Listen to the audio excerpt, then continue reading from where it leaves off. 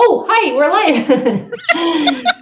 I expected the countdown. But anyways, we could have gotten the welcome countdown. everybody. That's okay. That's okay. This is more fun.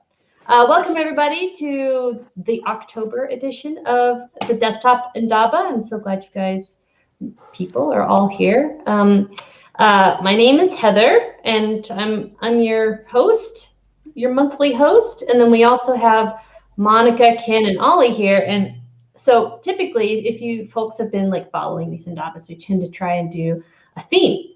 And this month's theme is the release, yay! Because we got Impish Indri out, and so that's really fun.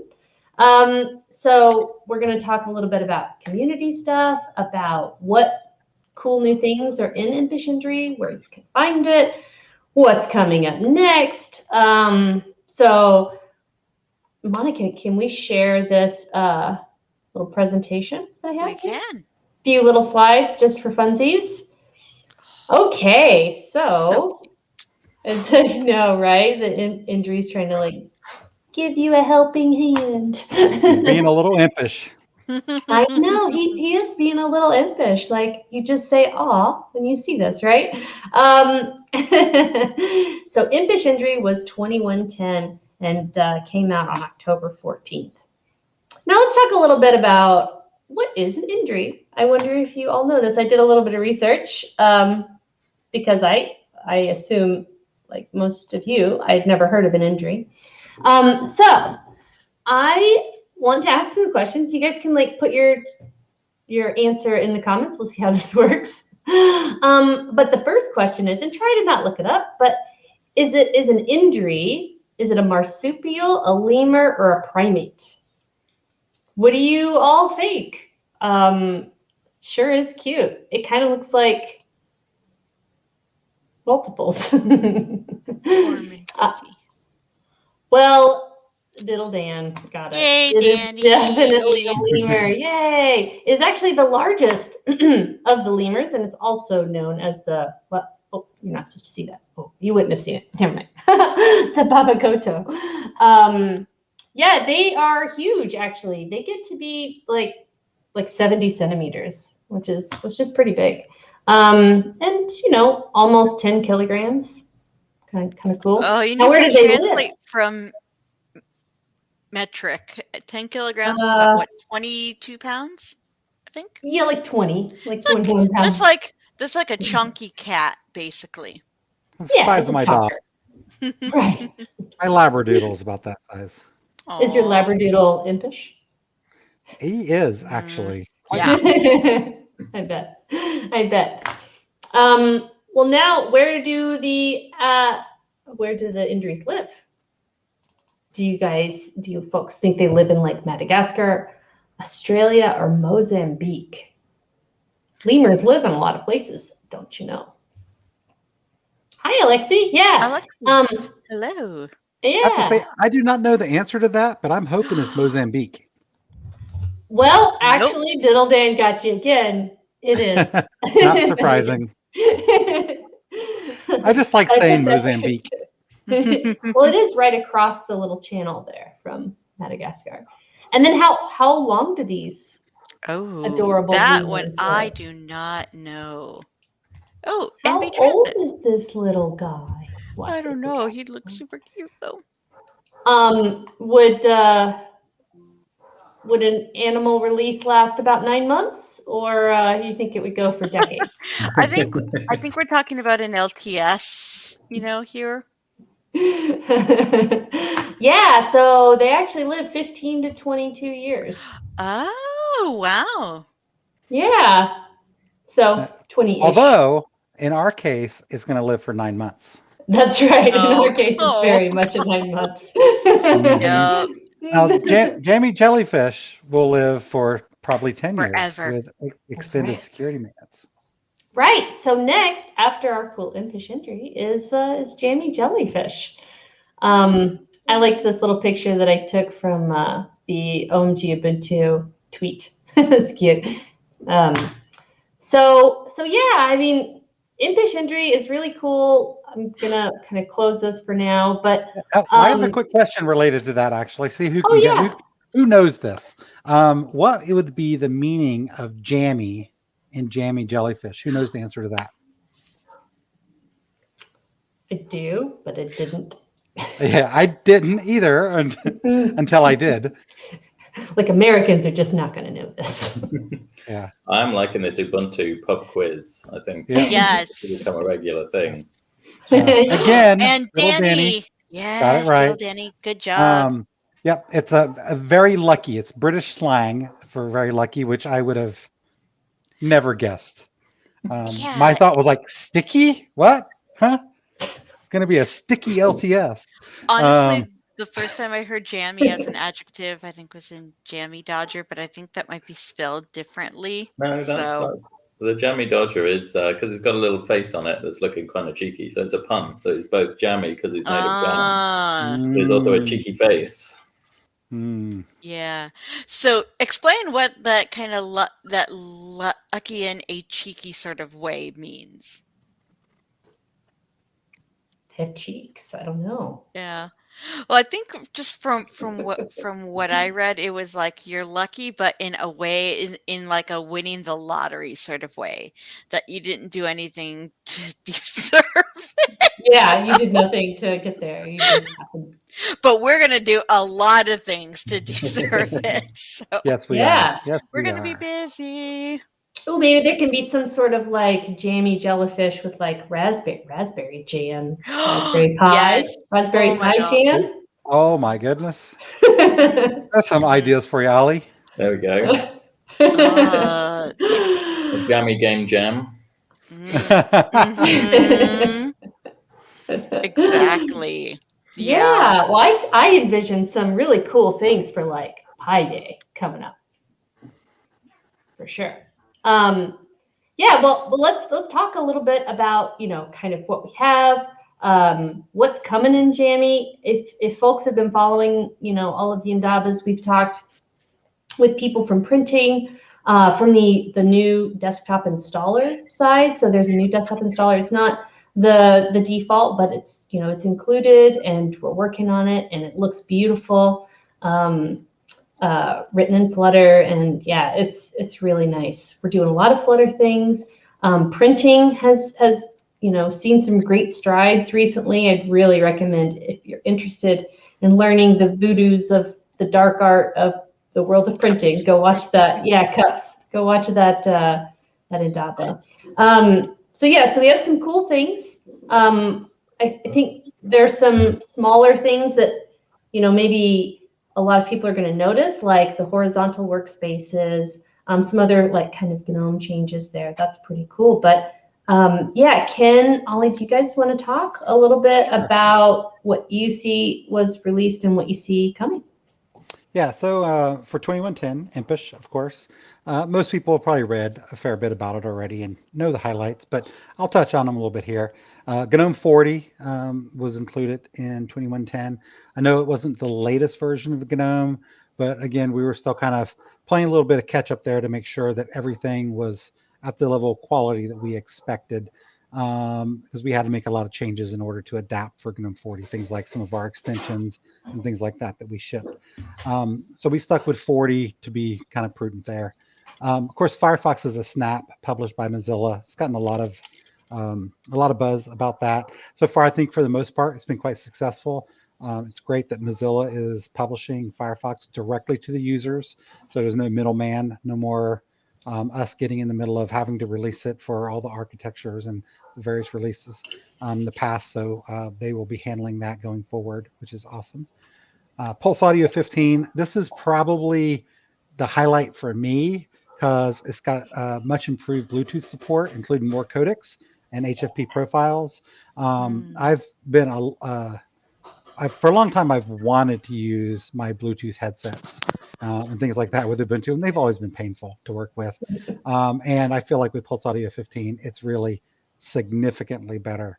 So I'm quite happy with how that turned out. Wayland sessions are now available for users with the NVIDIA binary driver. This is something that's been a long-standing request that we weren't able to support because NVIDIA's proprietary driver just did not support Wayland. So just recently they released a version of the driver that does support Wayland. So now that's available to users when they log in if they have the appropriate hardware. We've did some expanded Active Directory support, adding some additional schemas and policies, group policy stuff, more interesting to the enterprise users, but it's some nice polish. Also some refinement to the recovery key story, stronger keys, making the key optional, defining your own key, and warning the user if they've saved the key on a non-removable device. Like they thought they were saving it to a USB stick so they could have it to go back to if they ever needed to in the future, but they were actually saving it to their hard drive, which is going to get blown away on reboot.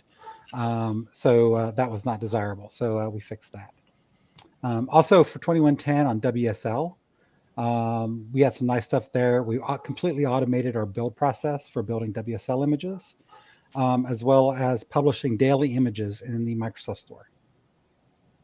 Also, shiny new graphical out-of-the-box experience, which is really exciting because it actually uses the new desktop installer's code base. So there's a lot of shared code there. So it's actually built into the Ubuntu desktop installer's code base. You just have a different user journey if you're on WSL, and you get that first screens to kind of set up who your user is and things like that, the initial settings. So that's nice. Now, looking forward to 2204, Jammy. We're going to get all jammy. Hopefully these things are sticky as well. We're planning on updating GNOME Shell to version 42, which GNOME 42 will be released just before we release Jammy. Usually for an LTS, we do ship one release behind on GNOME just to ensure things are really stable and well tested. We are going to push to try to get GNOME Shell 42 in, but maybe not all of the GNOME 42 stack. So some of the apps and things like that might lag a little bit behind, but we do really want to try to deliver the latest shell experience. So that's currently our plan for Jammy. This is something that's a little bit more interesting for our OEMs, but we've been working on this for a while, but the last bits of this are just landing, is privacy screen support.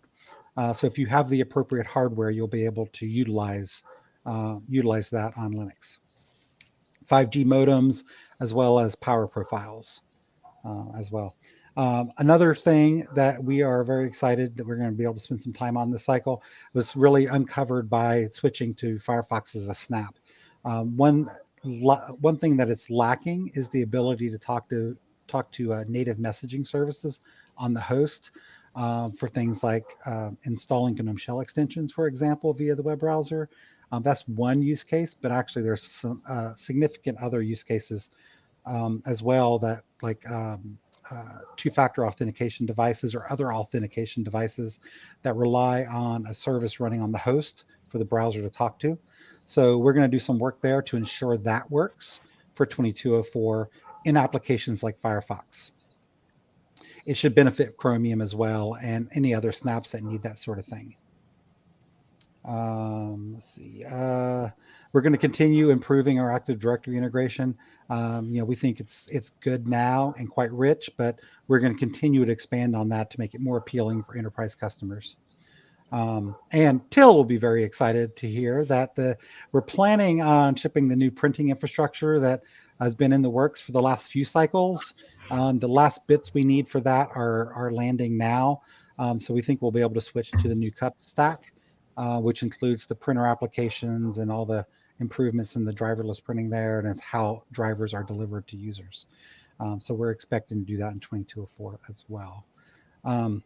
For WSL in 2204, we're going to improve the first boot experience more. Right now, there's a period of time where you might get just a black screen that doesn't really tell you what's going on. We're going to do something along the lines of maybe like a Plymouth splash screen or some other means to kind of represent that something is happening while it's doing its initial setup. It's kind of it's ugly right now. So we want to make that better. We want to make that better. There's also some time sync issues right now. If you suspend your Windows machine while you have a WSL instance running, when you resume, the clocks are askew. They're not, the clock doesn't reset to what the hardware says it should be. So we're going to fix that. That's really just a bug that we're going to fix. And we're also going to inherit more information from the Windows host. Things like the user's locale, for example. There's no reason for us to prompt the user to ask them for that information. We can get that from Windows. So we're going to work on that as well. So that's kind of what we have planned for Jammy. There'll be some other things along the way too. These are the highlights that we definitely plan to hit. And I want to turn it over to Ollie and give him a chance to talk a little bit about his perspective as a product manager on Ubuntu Desktop. Thanks, Ken. Yeah, some really exciting stuff there. I'm super hyped for it. You missed out one of my favorite Impish features, the Sense Hat support. Of course. I've been wave around your fancy hardware. Dave James has been working on a really nice GUI for messing around with the Sense Hat. So that's been my little evening projects there, working out some cool stuff. Yeah, but thinking maybe a bit longer term. So I think obviously being quite new, there's all this great stuff in the pipeline. You don't want to disrupt anything with your opinions. And I think all the good stuff for 2204 is really sensible. But I think we also want to start thinking a bit longer term as well in terms of the community side of the features that we want to focus on. And we've started having a few conversations about that over the last couple of weeks, and it's been great to be part of that.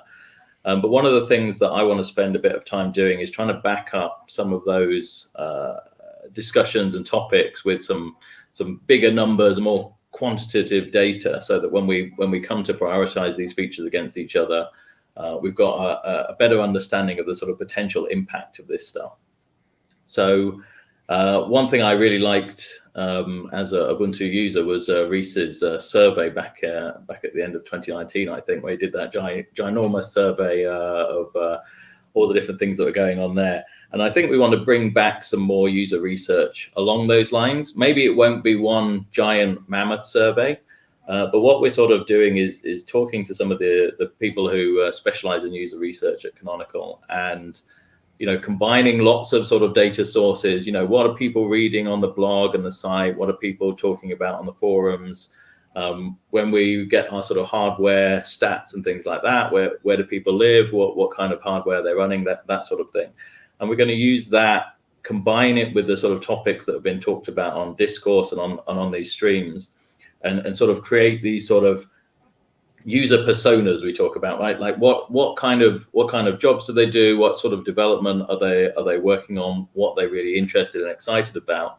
And then once we've got those sort of candidate ideas from looking at the numbers, we want to run some surveys. Go, okay, great. If you're really into gaming, here's a survey for you. Tell us, what is it you like about gaming? Do you develop games? Do you mod games? Like, what sort of tools do you use on that front? Where do you buy your games from? What works when you're gaming on Linux and what doesn't work, right? And so once we've got that, we want to then sort of follow up some of those with some detailed interviews where we really get sort of down in the depths with how people work with Ubuntu day to day, but also talking to people who sort of fit those topics, but who don't use Ubuntu, and going, well, why not? What is it that's stopping you? I think one of the things that I'm really interested in is, I think Ubuntu's cool, and you talk to someone who's got a use case that's like, well, Ubuntu's like perfect for you, and I love this, right? So how do we find and reach out and message to those people who should love Ubuntu, but they don't know it yet, right? It's that sort of thing. So building the community by thinking about, well, what do people currently enjoy doing? How do we support these activities or development styles and things like that? But also, how do we package that message up to get more people who share those enthusiasms and activities to sort of hear about us and get involved, and see that we're really focusing on and sort of taking care of that experience. So this is going to be a long-term thing, but I think as we work on our 2204 stuff, we're also going to be thinking about how do we build out these personas? How do we check that we're getting the right sort of use cases in our mind, and use that to start informing the community features that we think about on the roadmap. Hopefully that makes sense. Does that make sense, everyone? Yeah. Are you planning on soliciting the community further for, like, how do you use a game system? Like, would you do development? But also, what would you like to see? Yes. Just kind of an open field for those kind of people to just, what we should be doing to support those people as well. Yes. So I think we're going to need a mixture of, and it might be sort of multi-stage sort of process. But I think things like, if you're a gamer, how do you play games? What sort of platforms do you play, and what types of games do you like to play? There's all sorts of extra challenges when you're thinking about multiplayer games and anti-cheat and things like that, versus sort of single player, super graphically intensive, that sort of stuff. So we want to think about understanding the sort of spectrum of use cases there, and then once we know that, we can deep dive into those specific use cases and go, right, well, what is it day to day that you wish you could have more of? How many personas do you expect to come up with? Because I can kind of think of 3. Yeah, we don't. I think three feels about right. Maybe 3 or 4, but I don't think it should be too many, right? The issue, I think, when you're trying to work on these community features is there's so much sort of little things, little improvements that people are looking for, and you end up sort of sprinkling this stuff that sort of makes things slightly better, but it's not quite a substantial movement for this particular user doing this particular thing. So I think thinking about these personas, we can go, how do we combine features or ideas together to really make it Christmas for that case or that style? And I think these personas will probably change over time. I think we'd sort of look at, go, okay, well, in the short term, we really want to help, people who are new to development, who are building their careers. Like, what sort of things could we deal with them there? But then over time, we might go, okay, great, we're really nailing that experience. What's the next person we should focus on? So different stages there. But I think, at any one time, we probably only want to think about 3 or 4. Yeah, that's awesome. Do we have any sort of like rough estimate of when we can expect to see those surveys? I mean, if we don't, like, that's okay. I can imagine being a user watching this, getting excited about the survey and asking when. Yes. Soon-ish. Let's put it that way. Soon-ish. Cool. Certainly within the next cycle, I think. Yeah. So I really like us to end this cycle with, everyone, talking about these experiences that we want to deliver, so that we can build on those.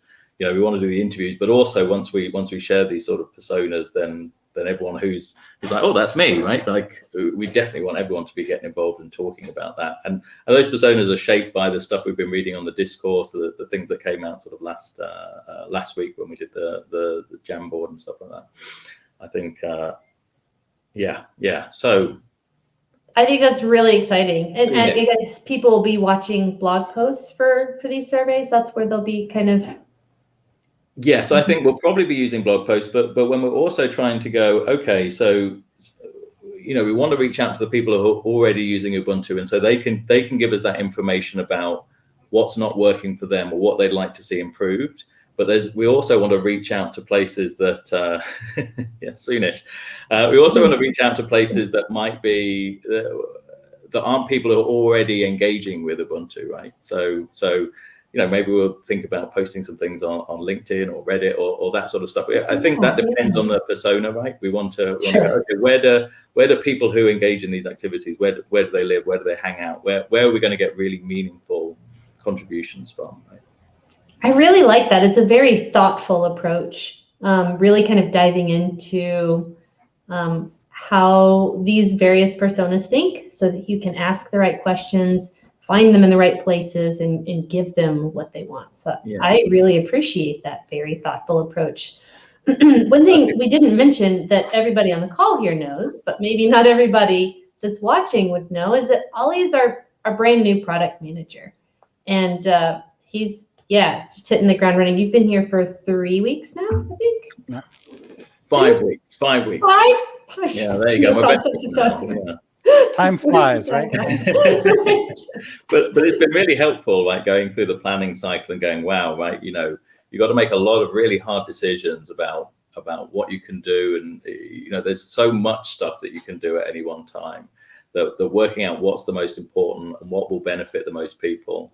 You've got. That's why I think you've got to be really thoughtful when it comes to user research. So you can be like, right, if we do this, then all of these people are going to benefit, and it's something they're really excited about. And they're really going to engage with us, and they're going to want to get involved in helping with tutorials and that sort of stuff, right? And I think using those sort of numbers and that sort of evidence, I think, really helps when you're making these very difficult trade-offs in those planning meetings. Absolutely. It really makes the whole process as efficient as it can be and delivering the best that we can. So I'm glad that we're taking this this great survey approach. Can't wait to take my own surveys. Yeah. So what's coming in 2210? We have some thoughts there already, but yeah, not quite ready to share that information yet. Yeah, no. It is bound to change. Oh, it absolutely. is bound to change. But thankfully, we have Ollie around to help us shape that. So yeah, I mean, a lot of people don't really get to see kind of how the sausage is made here. I mean, some of us get to be in all these conversations and things like that. Like for many of you probably don't know that this week was actually a big product roadmap sprint that we call it at Canonical, where we all get together and plan our next 6 months worth of work. And a key part of that is our product managers. So having Ollie there to help drive that has been great. So we really appreciate that. And it's been a long, exhausting week, and but we feel like we're in a good place to get things rolling for 2204 starting on Monday. So exciting. So is that when the Jammy archive is? No, the Jammy archive is already open. Mm-hmm. Yeah, it's been open for 2 weeks. That's right. Yeah, I forgot. I'm still using Impish. I need to start testing on Jammy now. We might be a little early to upgrade. I don't even think the toolchain packages have built yet, but soon. Yeah, very cool. Very cool.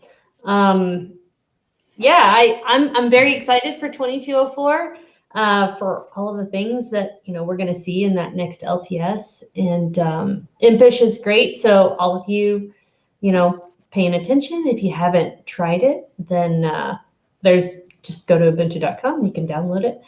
There's also daily builds. If you are feeling fancy and want to do that, go give that a try. Do some testing. We're always, happy for folks to try things and engage us, whether you had a problem or you didn't and you loved it, or I don't know, either way. I'm really glad that we can have these Indabas to kind of engage with community and stuff, and showcase our new product manager and what we're doing, and it's pretty cool. Hey, Monica, are there some pretty cool things coming up for community in this next cycle?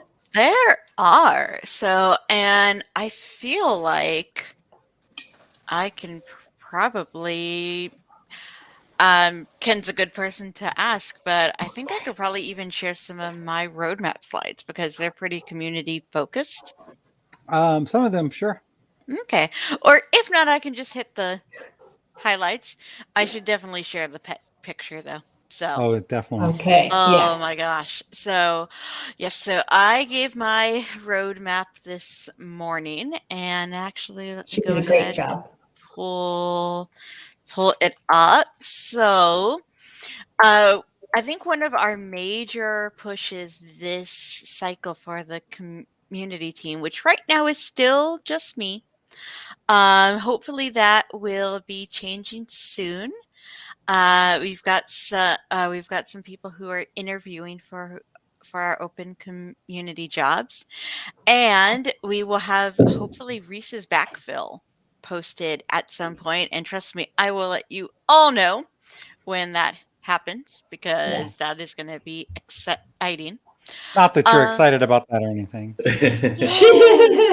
I mean, though, I have to say, Ollie has been I mean, especially with the gaming and especially picking up the Raspberry Pi stuff, because we know that that is just so important to a lot of our users. And we are looking forward to talking with you all to kind of, again, get that user research of how do you use Ubuntu on the Pi? What are you doing with it, and what could, and just kind of what your experience is, so we can hopefully make that better. So if you use Ubuntu on the Pi, just saying, we have our new shiny email address too, community@canonical.com. Whoa, that's awesome. Yeah. So tell us about, it's like, hey, I love Ubuntu on the Pi. Here's what I'm doing with it, because I'm sure for all the use cases we can imagine, there are countless more that you all are doing, especially with the new. I'm sure a lot of you have gone and ordered your Raspberry Pi Zero 2s. So I think the husband and I are going to wander up. What is that, Ollie? Yeah, well, yeah, you live. Well, Ollie, tell us. Okay, not because we're nosy, but you live rather close to maybe the coolest store on earth. I'll tell you my story. So obviously the Raspberry Pi Zero 2 came out yesterday morning, and there were a few people that had a sort of preview Pis. Yeah, and it feels very strongly. But I did not have a preview Pi, and I really wanted to write a blog post just celebrating that it was out, and so I had this sort of draft tutorial, and I was like, well, I can't possibly press publish on something I haven't tried myself. So the Raspberry Pi store opened at 10 o'clock in the morning, which is a bit late, I think, for a store. But I got on my bike and cycled down there and barged in, demanding that they pull me a couple of Raspberry Pi Zeros out of the box. They hadn't even put them on the shelves yet, and cycled back and was desperately flashing SD cards, checking different versions of. Hopefully, you weren't flashing SD cards while you were on your bike. That would have been impressive. If I could have, I would have. But yeah, the Raspberry Pi store, if anyone hasn't been to it, is very cool. They've got all sorts of stuff set up. They've got a 3D printer in one corner. They've got all the Lego stuff there as well now. They have little classes that come in, and then the big sort of shelves with all the attachments and hats and stuff like that. So yeah, I think I buy like something Raspberry Pi related every time I go into town. Yeah. So cool. I'm gonna have to check that store out one day. Yeah, so Ollie and I, we definitely want to hear all about how you use Pis, even if, unlike Ollie, you have to wait a few days to get them in the mail. Yannick, it's okay, you'll get it soon. And I'm sure you have a desk full of other Raspberry Pis that can keep you company till the new one gets there. I think we should just take a survey of how many Pis people have. I think I have 7 Pis. Wow. I was going to ask Monica, is we should think about whether Raspberry Pi has earned its place on the discourse as a category, because there isn't really a space at the moment for people to share their projects.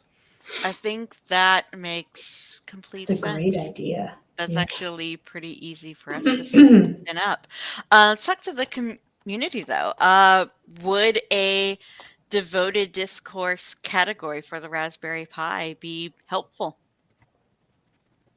Yeah, cool. Oh my God, Yannick has 12 Pis. Good. That's a lot. I wonder there's a global silicon shortage. Yeah, that's all right. Switzerland. I only have about 9. Oh, I have 4. Three that I can see right now. That's okay. I think we have about 5 or 6 in our house, maybe. Several of mine are the original. OG. Yeah, the original one that's not terribly useful anymore because it's got like such 1 limited gig of RAM. Yeah, it's got such limited RAM. It's just hard to run anything interesting on it. I've got one of those. Yeah. And I got the original Pi Zero as well. Danny has 4 OG Pis. Oh. Wow, we're all going out. It's like the moment where people start breaking out their install media to see who's got the oldest. Why did you all buy more than one? It only has 2. You Get only the need buy-in, one. Brit. You know more's coming. But once you build one out to Yeah. serve its purpose, you don't want to flash it, and you want to kind of Take keep out it the running. SD card and put in another SD card. I've got a Pi-hole running permanently. I have a fat beat internet radio there. It's Nice. very old Ooh. school. I have one in my plant that tells me when it needs watering. Ah, yeah, I did Nice. that. Actually, there have been people chatting both in the volunteer community and canonicalers about doing ham radio on the Raspberry I Pi. really want to do that. Like, there's so many great tutorials where people have got like a really old school radio and like just gutted the insides and swapped it all out, so you get the classic experience. Yeah. So I may have been on the Makers channel being please do an Ubuntu on air where you share your Raspberry Pi powered ham radio goodness, and we can make like a Warthogs Forever channel on ham radio. So yeah, so we really want your feedback on pies, and basically other things that you do. But one of the things that we want to do is we want to have better onboarding. We know that our onboarding documentation has been lacking. So we want to kind of focus on two things, both the general onboarding, kind of like the why should I contribute? What do I need? What's the rules? And then kind of a more specific kind of individual team flavor onboarding, because as somebody pointed out, most people, they kind of know what they want to do.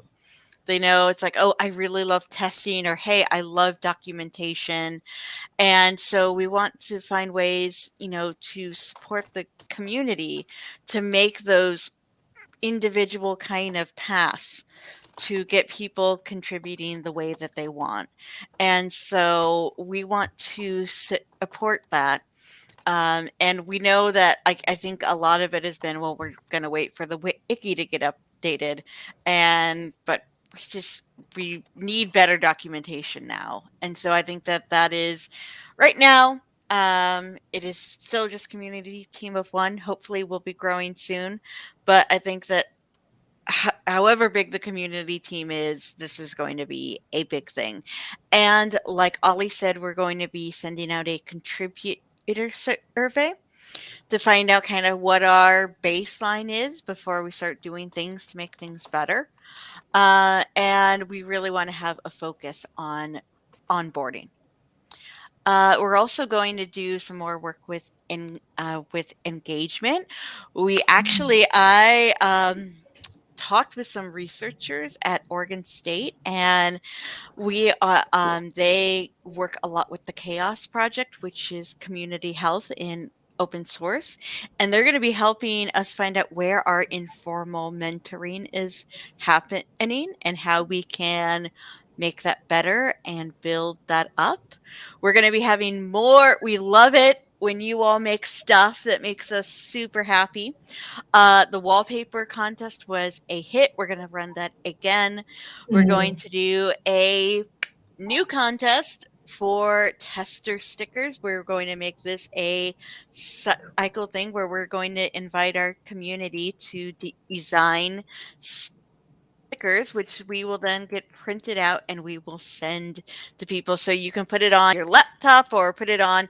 This has become my new home for stickers because when we were all doing stuff from home, nobody could see my laptop. But people see my mug.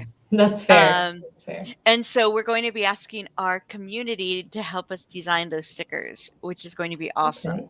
We also, if you all want to design, I know Yannick, you and other people are into designing stingers and videos. We've got people who make graphics, so we're going to ask the community to help us jazz up Ubuntu on air, both on Twitch and on YouTube. And also we want more community hosts, and we also want to start doing a better job of regularly recognizing excellence amid our contributors. And then kind of community governance. We've got some people from some of the boards here, and we want to kind of make things just be a steady resource for you. Find out how we can help you more with your goals, whether it's, supporting the community as a whole, whether it's appointing new members, whether you're on the technical board or the IRC board or the forums council. We want to get more of you onto Ubuntu on Air or into guest blogs and other things to let the community know about what you do and to hopefully encourage new people to run when it's time for elections in the next cycle. And finally, outreach. We want to, build up make it easier for people to do what they want. Have kind of stronger engagement, have a good, solid community government. And then we want to do outreach. And this is, we want to do things with schools and universities.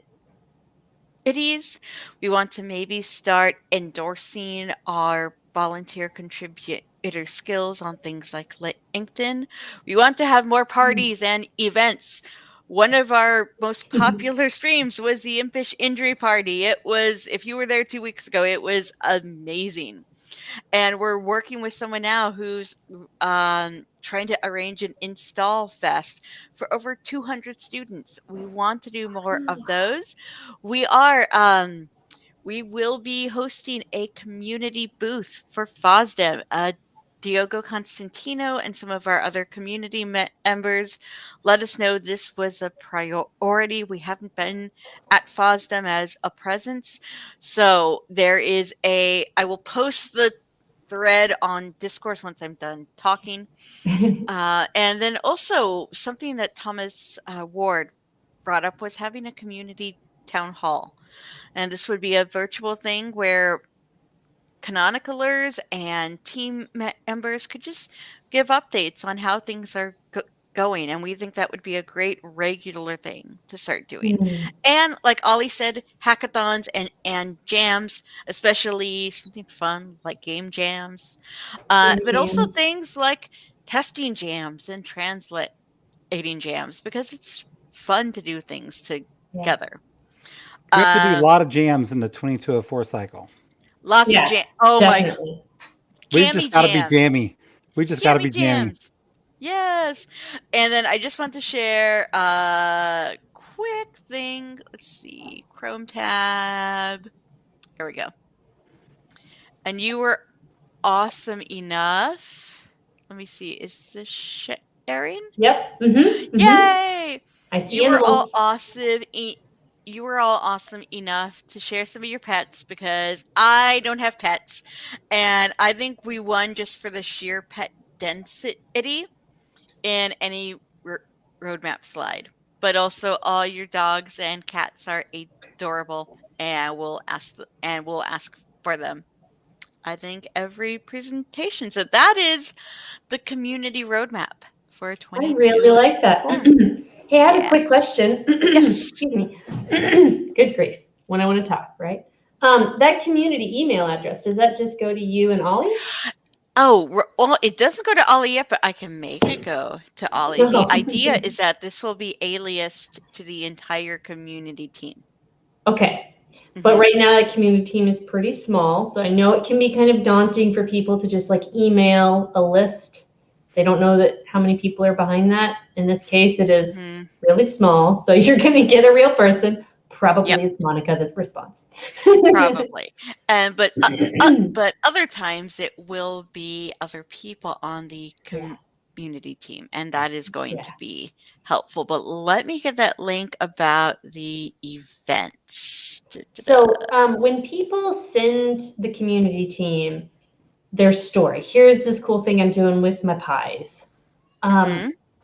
What can they expect gets done with that information? Do you plan on like kind of collecting these and making a collage, like a blog post of here's kind of what people are doing, or what? Like I guess what is the incentive for people to like give that information besides just their excitement of sharing it with somebody else? I think Can that they look forward to like seeing that in a public place somewhere? I think that we, once we are, careful to anonymize things, that having some kind of infographic on how people are using things. So, and I know that some of this is going to help us with things, with internal things like personas, but because our personas they're kind of out of date, and I think that I don't know if we have any that are specific for Raspberry Pi users. But also but that is a really good point about having a blog post, about, hey, here's how you use Ubuntu on the Pi. Yeah, I think an infographic would be really cool too, hmm if you're not sharing explicit stories. But yeah, I think as a user, I would be more inclined to like give that kind of story if it was going to go towards like. Yeah, well, something. I think I would really love us to have more. When we're doing stuff for the blog, we're often talking about sort of use cases and things like that. I think it's just so much nicer when it's someone's pulled it together outside of us going, what kind of things could we teach people today, right? Yeah. Like if there's a project that we already know someone was excited about and enthused enough to pull it together, then I'd love to help highlight that, help turn it into a tutorial, even have a guest blog post. Like one of the posts that I put up last week was about the Sense hat on the Pi, and that was Dave Jones, who is from Canonical, but he has a really fantastic Pi-oriented blog, Waveform. Hold on, I need to plug it. Waldorf.waveform.org.uk, and he has loads of amazing just stories and asides and projects about working on the Pi and with the Pi and that sort of stuff. And so we just cross-posted. We're like, well, we want to talk about the Sense hat. Dave's already got a fantastic post that was showing his home setup. Let's just bring it across. We'll link back to his blog. We'll do a sort of shorter version for us and point people to the full blog. So even if you've written a story about using Ubuntu on the Pi or using Ubuntu in general, share it with us, because I think sharing stories of other people in the community is always, more fulfilling, right, than designing sort of things, assuming what people might be interested in. Yeah, want to do cross-posting these stories is always helpful for everybody as well. Yeah, I think it'd be even interesting, even if you don't want to write about what you did, just sending little tidbits to say, hey, I did this little project, just like a one-liner with maybe a picture or something. And we could collect those and periodically post like a sort of like a newsletter kind of blog post saying, this is like what the the community is doing. Yeah, kind of like a show and tell kind of thing where we can combine a bunch of these things. Maybe it could hit the fridge or something. I don't know. Some way where we can periodically share, this is how people are using Ubuntu out in the world. Yeah. Could be pretty exciting, I think. At least I would find it exciting. Yeah, absolutely. I think that's a great idea. I would definitely look forward to that. Maybe even if I really wanted to do something like, and I got stuck, then that gives us an idea to go. That's also interesting. Yeah, people don't know. Oh, I really get stuck doing my Nextcloud server. What could I do with that? Then that gives us an idea. Page must be outdated then, Yeah, that's great. Sorry, Ken. So I just noticed we got 10 minutes left, and we haven't really answered any questions yet. Oh gosh, sorry. Let's go to some questions. We should take some questions. I already answered one in the chat for about Flutter, but yes, we definitely have some exciting stuff on the roadmap for Flutter. One that I would like to plug here is we've partnered with Infratrace. They look after the Flutterfire project, which brings a pure Dart implementation of Firebase. They are working on core and auth modules for Firebase to work on Linux for us. So that will be coming soon. They have auth working now, and there's still some more work to go. But over the next few months, there's going to be some exciting stuff there. So we're bringing more and more of Firebase will be available to desktop apps on Linux, as well as other platforms as well. So I think that one's pretty exciting. And we're going to, of course, continue to engage with our various packages we have on PubDev, things like that. We get lots of PRs, which has been great, bug reports. We've had really great community engagement there, and we want to kind of keep that going. Mhm. So we've got some very interesting packages out there. So please, if you're using those things, let us know what works and what doesn't work, and Mhm. file bugs so we know. We really appreciate those kinds of things. Absolutely. Yeah. Yeah. Any bugs, please file them. Yeah. Ken, did you see the question from Which one? Allie? That was the one he just answered. clicked on. Oh, I don't know the answer to that. Okay. But we can find out. Yeah, I was not aware that it dropped inbox support. That's interesting. You could always use Mutt or Pine. I can. That's what I would Mail. Oh my god. Pine mails. Oh my gosh. Things that I used when I was a teenager. I bet Olivier knows the answer to that, so I can chase that and put an answer in the blog of the discourse post. Oh, okay.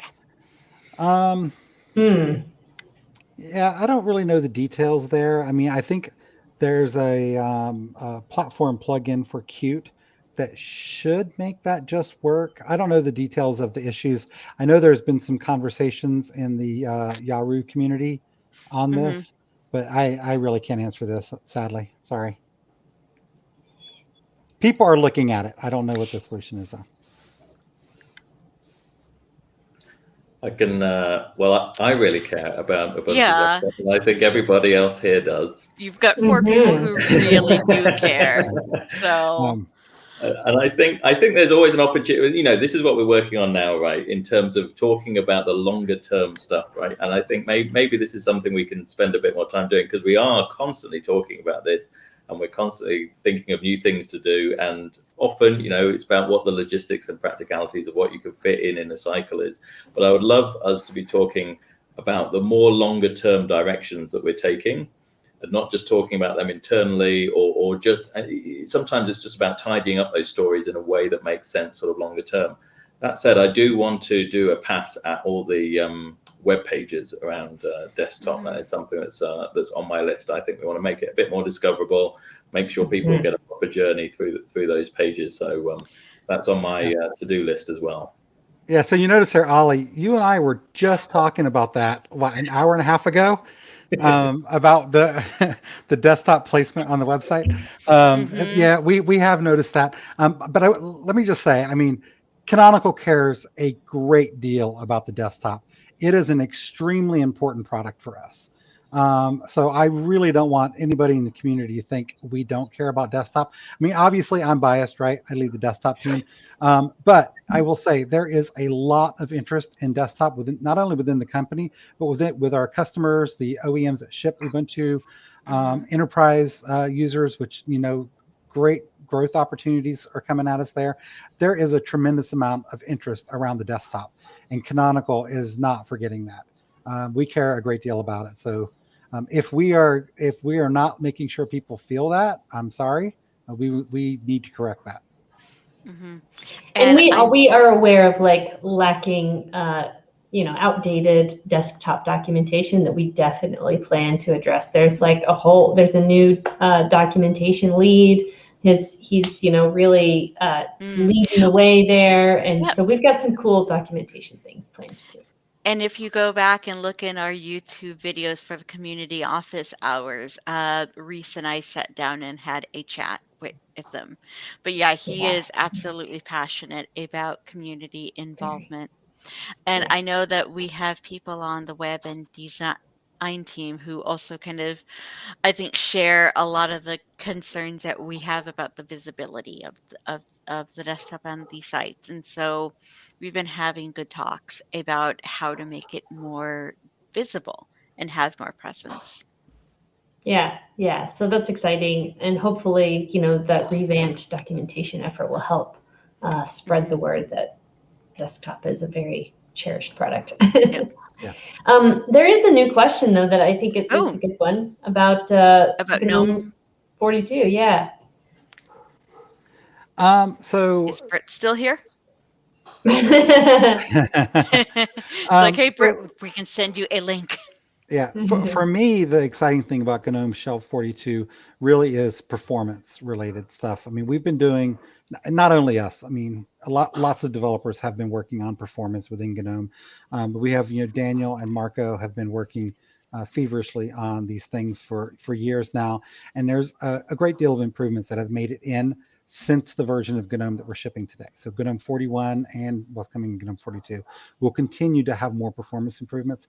So that's what's important to me to ship, is to make sure we're getting the most performant version out there that we can. There's bound to be some other things. There's other general GNOME 42 things that are expected, like dark mode improvements and maybe some color scheme picking stuff. But that's like overall GNOME, not just GNOME Shell. And like I said earlier, we may not be shipping a lot of GNOME 42 apps yet. It's kind of undetermined. It's really going to depend on quality and how much time we have to really test stuff and feel good about it for an LTS. But it's important to us to try to get all those performance improvements in for GNOME Shell. So that's really the driver there, because this is an LTS. Remember, we're going to be supporting this for at least 5 years. For some customers, we're going to be supporting it for 10.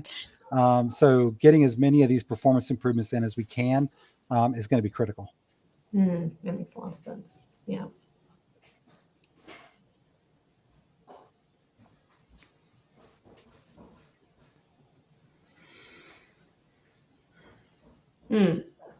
Okay, so identity management.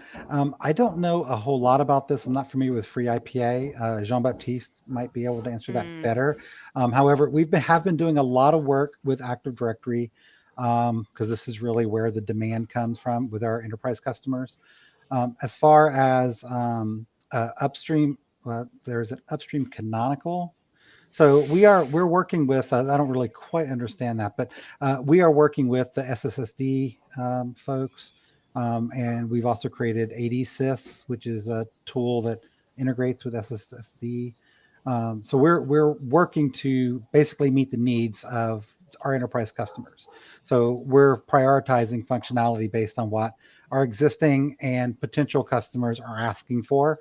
So we are definitely interested in hearing what people think we should be working on there. But we will, of course, balance that with what our customers are asking for. But the more feedback, the better there. If people have ideas on what we might be missing, I'd love to hear it. I'd love to see us working with other identity solutions as well, single sign-ons and stuff like that besides Active Directory.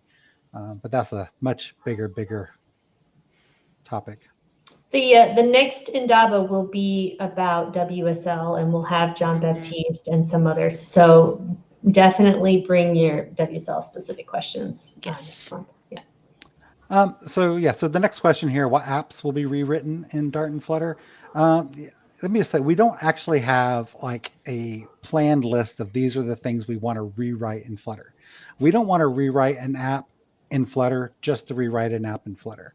So we're going to be working on things in Flutter that make sense to the product. So if we need to write something from scratch, we are going to probably write it in Flutter. It may depend on what libraries might be available that we need or things like that. But generally, there's not going to be blockers there. We can implement anything we need in Dart. So right now, our only concrete plan is the desktop installer that we're working on, which is going great. Flutter has absolutely been a great choice for this. So we're very pleased with what we've done so far. We will be writing more stuff in Flutter. I just don't know what those things are. And, just make sure everybody understands, we're not going to rewrite something in Flutter just because we want it to be written in Flutter. It needs to be satisfying a need that we have. So that'll kind of be our criteria for doing that. Oh, God. Okay. Is that? Yeah. This is a big problem for you. Yeah. It really is beautiful.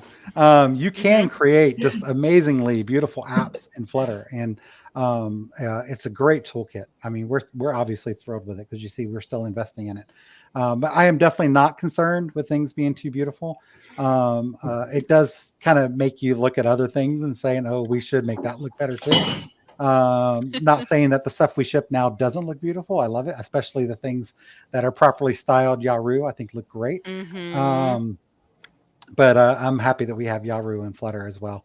So yeah, And we will be putting together some Flutter tutorials Yes. for desktop, for Ubuntu Linux specific. We're not going to reinvent the wheel, right? They have great tutorials on flutter.io. Yeah. But Yeah. we're going to supplement that, and so you can look for that coming too. Yeah, exactly. Rewriting it in Flutter is the new rewriting it in Rust.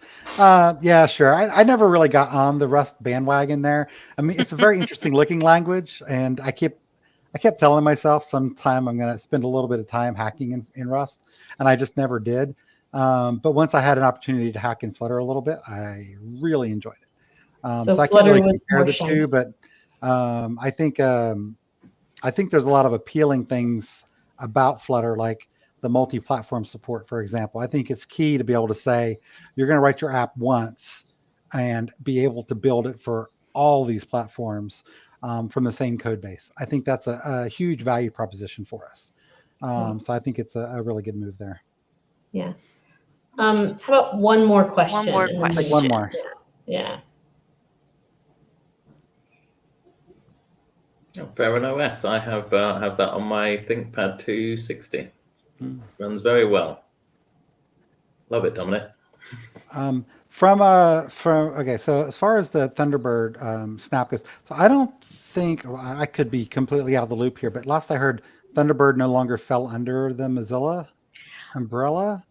I guess he's asking that if that was their intentions maybe before the split. Oh. I don't know. I don't know. So it's important to Mozilla to be delivering Firefox directly to the users. Like they want to be shipping it directly to the users and be in that driver's seat for that. And we're happy to let them do that and ship what they have. I noticed somebody else had asked a question about Thunderbird as a snap. Mm-hmm. So I mean, that's another one. I think I keep hearing people say the Thunderbird snap is working great. Why not switch to that by default? We haven't really seen a driver to switch to that by default. We could do it, and actually it would actually reduce some of our maintenance burden, but we haven't seen a good motivation to do it. We don't want to switch to a snap just because the snap is there and it works. We want to have a real reason to switch to the snap.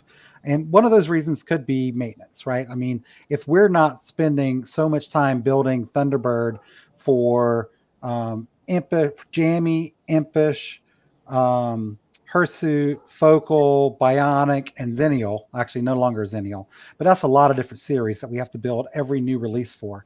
So it's a tremendous amount of maintenance. So that is a good reason to switch to it.